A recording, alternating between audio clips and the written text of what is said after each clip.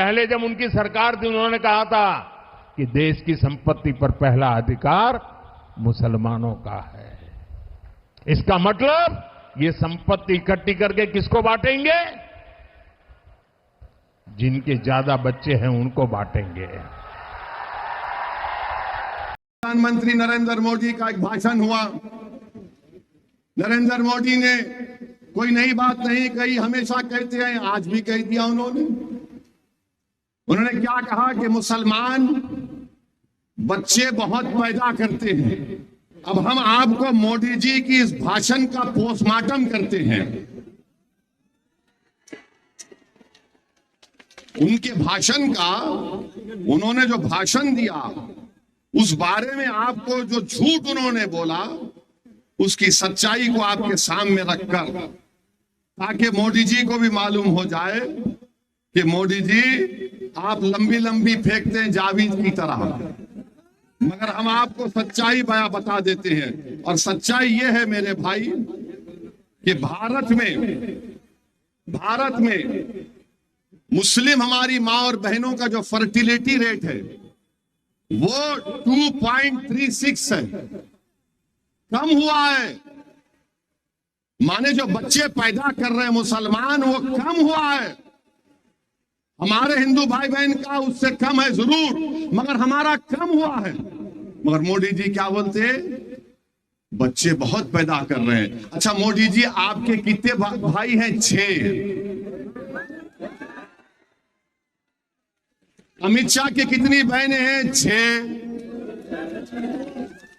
रविशंकर प्रसाद के कितने भाई बहन? 7। मगर इन सबको नजर आता मुसलमान बच्चे बहुत पैदा कर रहा है।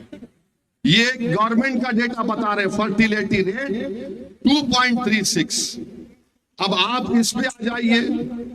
दूसरा उन्होंने कहा कि यहां पर घुसपैठी है। 15 जुलाई 2014 को गवर्नमेंट ने पार्लियामेंट में इस तरह का कोई जवाब नहीं दिया, कोई एस्टिमेट नहीं है कहा। 25 नवंबर 2014 को गवर्नमेंट ने कहा कि कोई डेटा नहीं है, नंबर नहीं है। 6 दिसंबर 2016 को गवर्नमेंट ने कहा कोई कंफर्म डेटा नहीं है बांग्लादेश से जो लोग आ रहे हैं। 22 दिसंबर 2015 को लोकसभा में गवर्नमेंट ने कहा हमारे पास कुछ रिकॉर्ड नहीं है। 21 मार्च 2017 को मोदी सरकार ने कहा कि डेटा अवेलेबल नहीं है। 11 अप्रैल 2017 को गवर्नमेंट ने कहा कि डेटा नहीं है कि बांग्लादेश से कितने आ रहे। 1 अगस्त 2017 को गवर्नमेंट ने वही जवाब दिया। 20 मार्च 2018 को वही जवाब दिया। 2 जुलाई 2019 को वही जवाब दिया। 3 मार्च 2020 को मोदी सरकार ने वही जवाब दिया कि हमारे पास डेटा नहीं है, नंबर नहीं है। तो मोदी जी आप किस बुनियाद पर घुसपैठी कह दी हमको बताओ। अब मोदी जी का जवाब सुनो आप। अब हम उनको जवाब दे रहे हैं। अगर हमारे दक्षिण भारत के जो प्रदेश हैं, वहां पर बच्चे भी कम पैदा हो रहे हैं और सबसे ज्यादा भारत सरकार को पैसा पूरे भारत से मिलता है, तो मुंबई से और दक्षिण भारत से मिलता है। मोदी जी आप देश को तोड़ने का काम कर रहे हैं, आप देश को कमजोर करने का काम कर रहे हैं।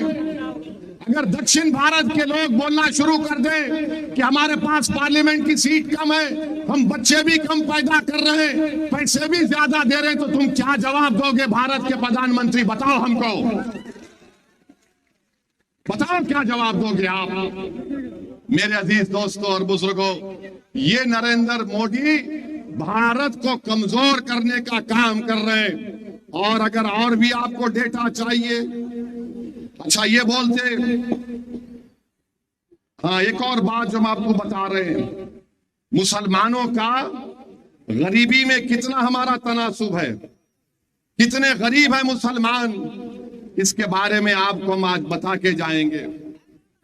जो मुसलमान गांव में रहता है, जो मुसलमान, मोदी जी सुनो, अगर कान में सुनने की ताकत है तो सुनो देश के प्रधानमंत्री। भाई रुक जाइए ना। मुसलमान जो गांव में रहता है, जो वो अपने पैसे खर्चता है खाने पीने के लिए, सबसे कम खर्चने वाला अगर कोई है तो मुसलमान है। सबसे ज्यादा सिख है जो महाना उसके खर्चा 2106 रुपये, हमारे हिंदू भाइयों का 1170 रुपये और मुसलमान सिर्फ 1133 रुपये खर्चता है। ये मोदी की सरकार का डेटा है। कितना झूठ बोलोगे मोदी जी, तुम कितना झूठ बोलोगे। मगर मोदी जी को किन मुसलमानों से मोहब्बत है मालूम आपको? कौन से मुसलमान से मोहब्बत है मोदी जी को? दुबई जाएंगे, सऊदी अरब जाएंगे, दुबई और सऊदी अरब जाएंगे तो उसको बोलेंगे या हबीबी, या हबीबी।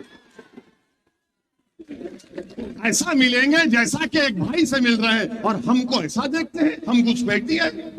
मोदी जी उसका नाम अगर मोहम्मद बिन जायद है तो इसका नाम अख्तर अल ईमान है। दुबई के मुसलमान से मोहब्बत, सऊदी के मुसलमान से मोहब्बत और सीमांचल के बेटे अख्तर अल ईमान से नफरत क्यों मोदी जी बताओ? नफरत इसलिए है क्योंकि वो आपको कमजोर देखना चाहते हैं। और आज मोदी जी के साथ कौन खड़ा है? कौन खड़ा है? नीतीश पलटू जो भी है बोलो।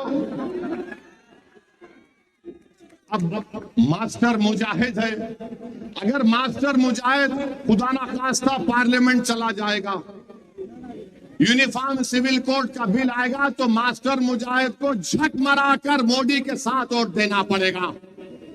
कल अगर इबादत गाहों को खत्म करने का कानून लाया जाएगा तो मास्टर मुजाहिद को जो मोदी बोलेगा उसके इशारे पर नाचना पड़ेगा। जावेद अगर जाएगा तो बेचारा जावेद तो सन्नाटा रहता है। जावेद है मगर कुछ मालूम ही नहीं, वो बस खामोश रहते हैं, सन्नाटा रहता है, सोते रहते हैं। कोई उनको फोन कर दे तो उसको बोलते हैं ये फुला फुला, अंग्रेजी में अल्फाज बोल के भगा देते हैं उसको। इसलिए हम आपसे अपील कर रहे हैं कि मुल्क के हालात को देखिए। देश का प्रधानमंत्री हमको ज्यादा बच्चे पैदा करने वाले कह, हाँ अब कल मीडिया वाले बोलेंगे आपको कितने बच्चे? मेरे को माशाल्लाह से 6 बच्चे हैं। अब बोलेंगे ओ इसी, मगर मोदी को भी 6 भाई है। अमित शाह को भी 6 बहनें हैं, और फिर रविशंकर प्रसाद साहब जो पटना का इलेक्शन लड़ रहे हैं उनको शायद 7 है, वो सबसे छोटे हैं। तो ये आप बताइए, प्रधानमंत्री के ओहदे पे रहकर कोई इस तरह से भाषण करता है?